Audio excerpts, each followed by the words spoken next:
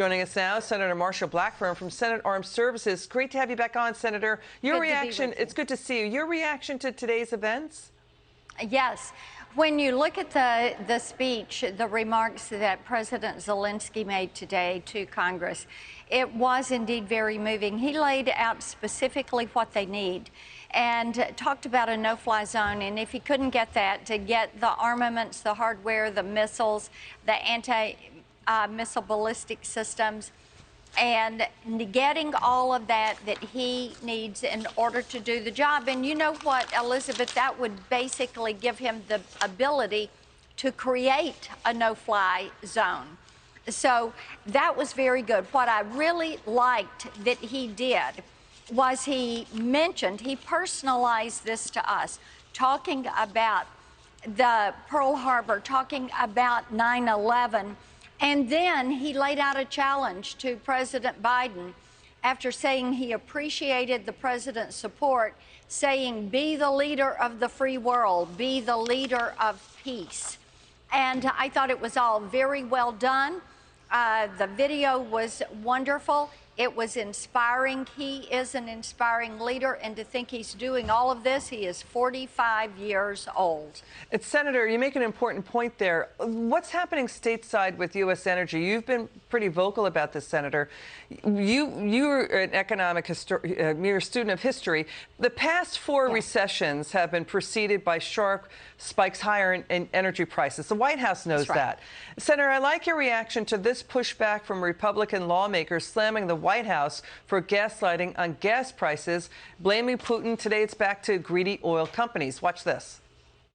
I think it's perfectly clear that Vladimir Putin is not the cause of this rampant inflation. If you just take a look at what prices were like when Joe Biden took office, gallon of gasoline, $2.38 the day Biden became president. This is all on Joe Biden. A typical family, we're told, is going to pay $2,000 more this year for gasoline than they did last year. The president is literally gaslighting the American people. He feels if he says it enough, people are going to believe that fuel prices were Putin's fault. We know that's not true. Senator, your reaction to that, about 3/4 of the price spike higher came before the war in Ukraine. Your reaction to what's going on? What we know is that they're trying to blame anybody but themselves. They think if they say it long enough, people are going to believe it. And people know that prices have been going up steadily over a year. They know when it went to $3 a gallon. They know when it went to $4 a gallon. People are smart. What we need this White House to do is to say, let's have an Operation Warp Speed for American energy, and let's return to being energy independent. It is unbelievable that we have been importing as much as we have from Russia. It is just inconceivable that this White House wants to get oil from Iran and Venezuela. This is absurd. Our two largest trading partners are Mexico and Canada. Let's finish the Keystone Pipeline. That would go from Canada all the way to the Gulf. Let's make sure that we are able to be energy independent. That Keystone Pipeline could be finished within 2 years. And you know what, Elizabeth, you were talking about the power grid. We do not have the power grid generation capacity to give us what we need to support an all-electric fleet. Electric vehicles are too expensive for most families to afford. Right now in Tennessee, they're talking about we've got 2 people, we've got 2 cars, we're paying so much more at the pump, so much more at groceries, more every time we go register the kids for a camp or for ball or for some activity. The inflation is through the roof, and people are saying, let's do something about it. The White House isn't.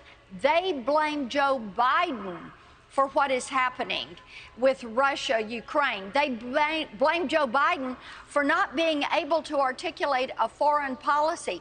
They blame him for making decisions that make their life worse. Okay, Senator, your point is well taken. The White House strategy, don't talk to U.S. oil producers. Don't negotiate with them, but instead negotiate with Iran and Venezuela, buy expensive electric cars, draw down from the strategic reserves. That only moves the needle about a dime or a nickel. This is literally picking up nickels in front of the steamroller of inflation. And then the White House is using TikTok stars to blame Putin for rising gas prices to tout that storyline. And now we've got far left and climate activists wanting President Biden to maybe do an executive order, use Ukraine as an excuse to go green, ban oil drilling maybe on federal lands, and end fossil fuel subsidies. The federal lands, oil and gas, it's about a quarter of the output there. The president has already reversed more than 100 Trump policies to achieve energy independence. I'd like your response to this. Watch the energy secretary say the quiet part out loud. Yes, use Ukraine to go green. Watch the transportation secretary downplay rising gas prices. Then watch Democrat Senator Joe Manchin. Watch this. Basically, if the administration or Congress should pursue, a standalone clean energy package. I mean, we heard President Zelensky. We do not want to see any country that is held hostage to Vladimir Putin. And this is a moment for Congress to be able to act. There can be a compromise. There can be movement on this. This is a moment to have this happen. It's an urgent moment. There are a lot of things that we could be doing right now that would bring direct relief to the pocketbooks of American families that are greater than most any family's gasoline bill. That includes lowering the cost of insulin. President's for it. We're getting a lot of pushback from it. Worried about the global climate, anything and everything the United States does to replace and help our European allies, NATO allies, we do it better and cleaner than anybody else. Why don't we ramp up and use the energy that we have? And we have the ability. And Senator, he's saying, how about a North American powerhouse in energy with the U.S., Canada, and Mexico?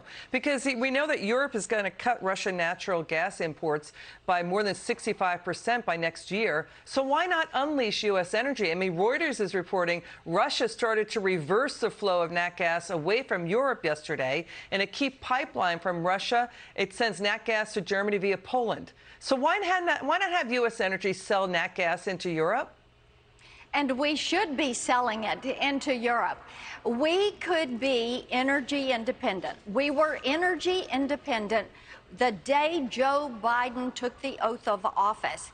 And to want people to go buy electric vehicles, to say, let's use this crisis in Ukraine, the war in Ukraine, to push a green agenda. This is so unseemly. Mexico, Canada, they're our two largest trading partners. Operation Warp Speed for energy. That should be their focus. There you go. Okay, Senator Marsha Blackburn, it's great to have you back on. Come back again soon. It's good to spend time with you.